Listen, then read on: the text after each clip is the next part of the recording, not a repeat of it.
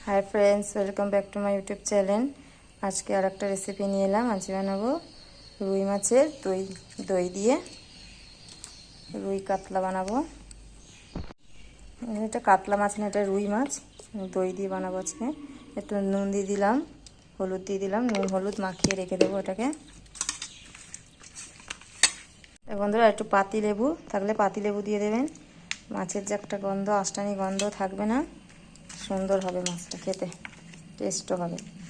পাতি লেবু মাছ মাংসে মাখালে পাতি লেবু মাছ মাংসের স্বাদটাও ভালো হয়। তো বন্ধুরা আমি মাছগুলোকে এবার ভেজে নিচ্ছি, কড়াই তেল দিয়ে ভেজে নিচ্ছি। এবার সবকটা মাছ ভেজে নেব। পেস্ট করে নেবো আদা রসুন টমেটো পেঁয়াজ ধনে জিরে দিয়ে আমি পেস্ট করে নেবো। এবার মাছগুলোকে ভেজে নিচ্ছি লাল লাল করে। ভেজে নিচ্ছি সবকটা।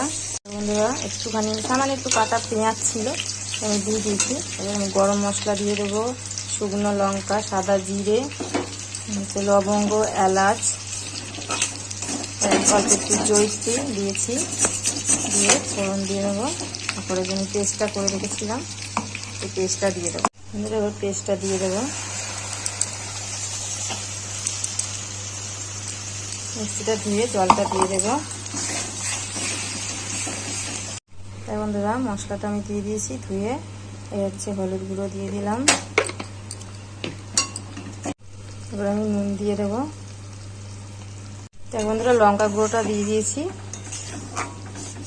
আর হচ্ছে নুন দিয়ে দেবো, অল্প করে দিলাম, লাগলে আবার দেবো।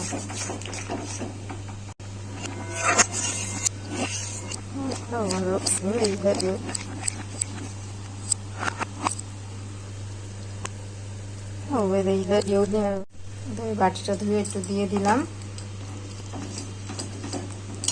কত সুন্দর হয়েছে গ্রেভিটা। লঙ্কা গুঁড়োটা দিয়েছি দেখাতে, আমি ক্যামেরাটা অন করতে ভুলে গেছি। ফুটে গেলে মাছগুলো আমি দিয়ে দেবো ঝোলে। বন্ধুরা তেল ছেড়ে দিয়েছে, এবার আমি মাছগুলো দিয়ে দেবো। জল ফুটেও গেছে। আমি তো আর জল দিইনি, কারণ হচ্ছে আপনার দইয়ের জলটা দিলাম গুলে, মিক্সির জলটা দিলাম, তার জন্য আমি আর জল দিলাম না। সামান্য একটু জল দিয়ে ফুটিয়েছি। এবার এই মাছগুলো ফুটে গেলে নামিয়ে নেব। দই কাতলা রেসিপি রেডি।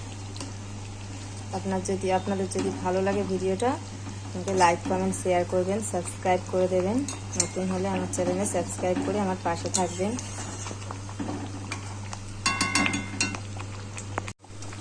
বন্ধু মাছটা আমার হয়ে গেছে। গ্রেভিটা জাস্ট দেখো কত সুন্দর হয়েছে, কালারটা। এইভাবে বাড়িতে বানিয়ে নিন, খুব ভালো হয় খেতে, টেস্ট। এবার আমি গ্যাসের ফ্লেমটা বন্ধ করে দিলাম। হচ্ছে গরম মশলা দিয়ে দেবো।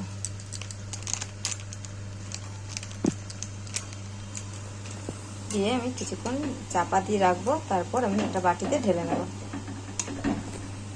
বন্ধুরা আমি একটা বাটির মধ্যে ঢেলে নিয়েছি। দেখুন